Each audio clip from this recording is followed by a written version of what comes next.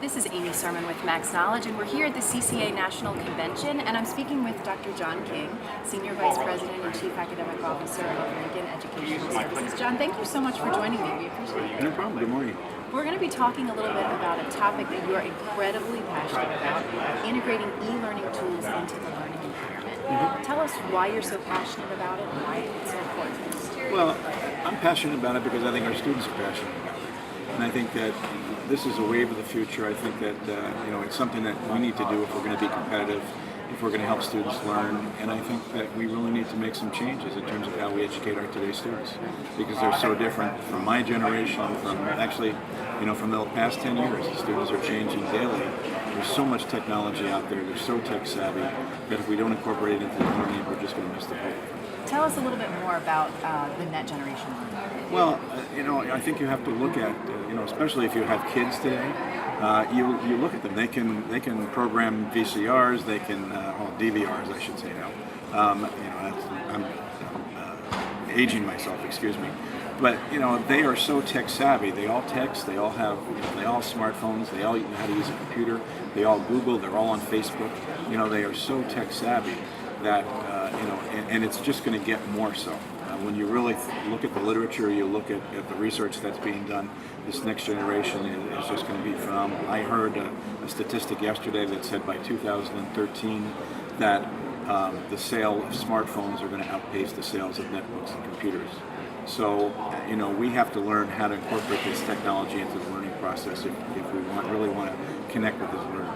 So what are some of the e-learning tools that you think are most useful or will be most useful? Well, I think we really need to look at smartphones in a big way. And the biggest challenge I've always found in education is how do you pay for it? And we have great ideas, but it becomes so costly. Over years we've tried to put in laptop programs. We've tried to upgrade the facilities, by putting in smart boards and putting in, LED projectors and all the things that we've done to improve our classrooms. But that costs a lot of money. And, how effective is it? How much is it used? I think the challenge is how do we tap into the existing technology that the students have? Because they all have technology. How do we make it accessible to them? And that's what they know how to use, and that's what they like to use. So I think we have to change our mindset. Instead of having them adjust to our way of doing things, we need to adjust our way of doing things to their likes and dislikes. Very important. How do we make sure that instructors are actually able to do that? Well, I think that's going to be the biggest challenge, because there is a cultural and an age disconnect. And I think, from my experience, one of the things I found is that there's a fear level, not just on the student's part, but also on the instructor's part. Is how do I do this? And I don't want to appear silly.